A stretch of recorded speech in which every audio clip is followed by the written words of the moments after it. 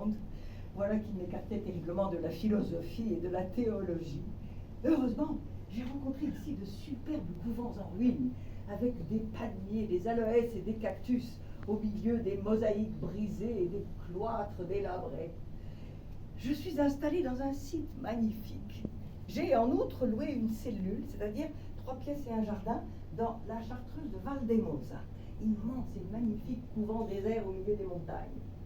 Notre jardin est jonché d'oranges et de citrons, la mer à une demi-lieue, un âne pour aller à la ville, des chemins inaccessibles aux visiteurs, des cloîtres immenses de la plus belle architecture, le tout habité par nous seulement. Une vieille femme pour nous servir et le sacristain, porte-clés, intendant, majordome.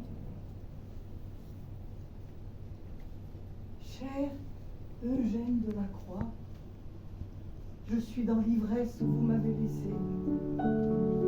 Il n'y a pas un seul petit nuage dans ce ciel bleu, pas un grain de sable dans notre lac.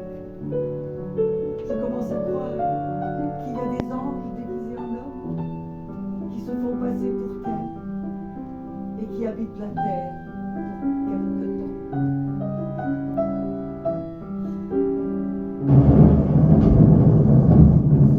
Dès que l'hiver se fit, et il se déclara tout à coup par des pluies torrentielles, Chopin présenta subitement tous les caractères de l'affection pulmonaire. J'ai été malade comme un chien ces 2 dernières semaines. J'avais pris froid, en dépit des 18 degrés de chaleur, des roses, des orangers, des palmiers et des figuiers. 3 médecins, les plus célèbres de l'île, m'ont examiné. Le premier a dit que j'allais crever. Le deuxième, que j'étais en train de crever. Le troisième, que j'étais crevé déjà. Nous n'avions aucun médecin qui nous inspire à confiance. Et les remèdes les plus simples étaient presque impossibles à se procurer. Notre existence eût été fort agréable dans cette solitude romantique si ce triste spectacle des souffrances de notre compagnon et certains jours d'inquiétude sérieuse pour sa vie ne m'eussent ôté forcément tout le plaisir et tout le bénéfice du voyage. Le pauvre grand artiste était un malade détestable. Ce que j'avais redouté, pas assez malheureusement, arriva. Il se démoralisa d'une manière complète. Supportant la souffrance avec assez de courage, il ne pouvait vaincre l'inquiétude de son imagination. Le cloître était pour lui plein de terreurs et de fantômes, même quand il se portait bien. Il ne le disait pas, et il me fallut le deviner. Au retour de mes explorations nocturnes dans les ruines avec mes enfants, je le trouvais à 10 heures du soir, pâle devant son piano, les yeux hagards et les cheveux comme dressés sur la tête. Il me fallait quelques instants pour nous reconnaître. Il faisait ensuite un effort pour rire. Et il nous jouait des choses sublimes qu'il venait de composer, ou pour mieux dire, des idées terribles ou déchirantes qui venaient de s'emparer de lui comme à son insu dans cette heure de solitude, de tristesse et d'effroi. C'est là qu'il a composé les plus belles de ces courtes pages qu'il intitulait modestement des préludes. Ce sont des chefs-d'œuvre. Plusieurs sont mélancoliques et suaves.